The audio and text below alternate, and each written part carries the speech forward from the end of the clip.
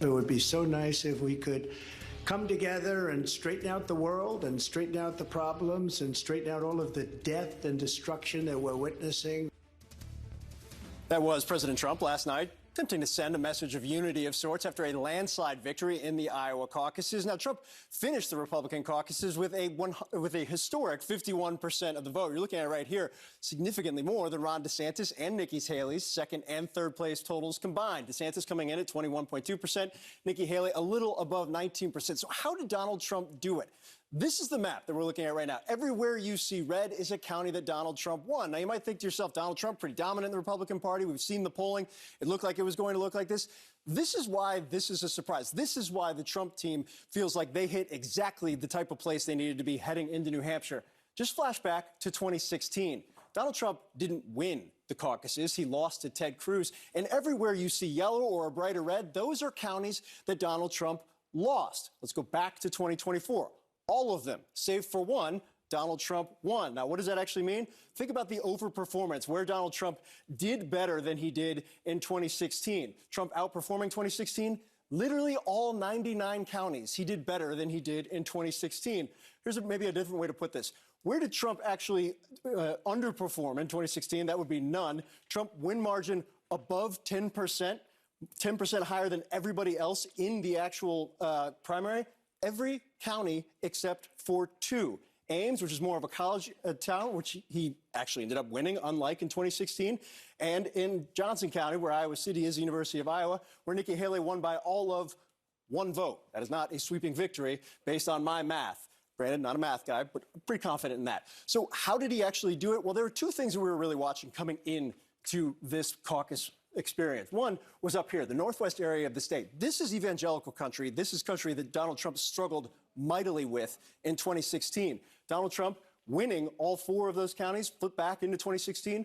He lost all of them. And not only did he lose all of them, he, for the most part, didn't really place well at all, not even in the top three in some of those counties. In Sioux County, wasn't even in the top three. Flipped to 2024, he wins by 14 points. This is the type of county that Ron DeSantis focused heavily on with his operation, heavily on with visits as well. Donald Trump blew him out of the water. What about suburbs? This is an area that Marco Rubio in 2016 pulled off suburb after suburb after suburb. Well, this was supposed to be where Nikki Haley was supposed to have big wins. Nikki Haley was supposed to run up big vote.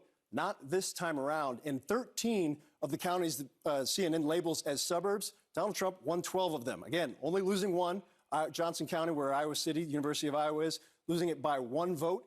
Back in 2016, if you want to look at how he did, he lost 10 of those 13 counties. So across the board, whether it's evangelicals, whether it's suburbs, whether it's educated voters, Donald Trump winning almost every single place, 98 of 99 counties, and that's why he won 51% of the vote. Poppy? All right, Phil, thank you so much. Come on back to the table. Let's bring back in Doug High, Bakari Sellers, Maura Gillespie. Doug, to you. Not only did he win, but he won so many evangelical voters in Iowa. I mean, he took like a fourth of them last time around, now 63%. Why?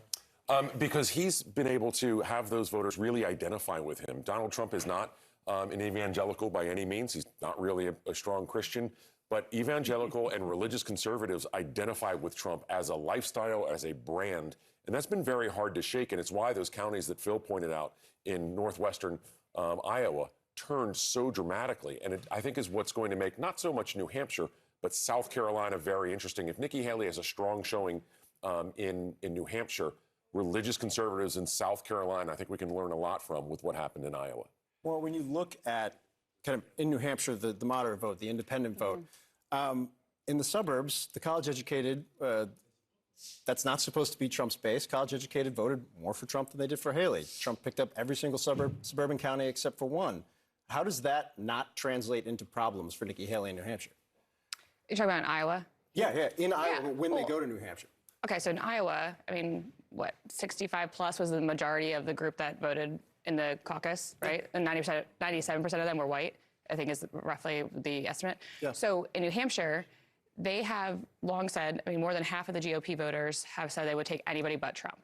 So I think it does help her, even beyond, in the suburbs. I think it does help her. And again, she's coming at it from a different approach. She's now trying to talk about Trump-Biden nightmare, things like that. It's helpful to her messaging.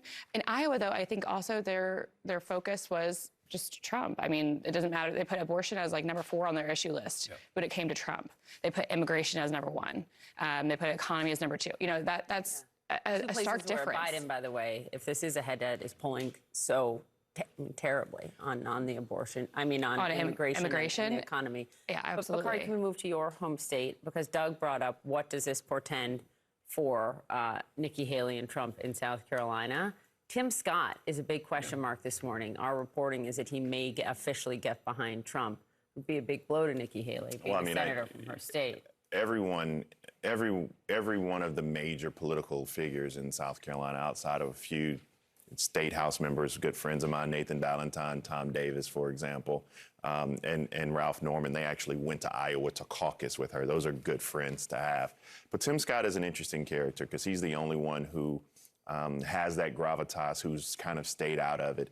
Tim Scott also, whether or not you're talking to people in Trump orbit, you would probably know this better than I, but people talk about the names of Ben Carson, they talk about Sarah Huckabee Sanders, and they talk about Tim Scott for Vice President of the United States. Those are like some of the favorites that are floating right now. So what does Tim Scott do? It really is a death knell to Nikki Haley if she does well in New Hampshire, and then Tim takes the wind out of her sails like that. You have to think about their history, too. She is the person who appointed him to the United States Senate. So it's a very close relationship. We go back to 2010 when Tim actually got elected to the South Carolina State House. He, myself, and Nikki were all in the State House together. So that's a very fascinating dynamic.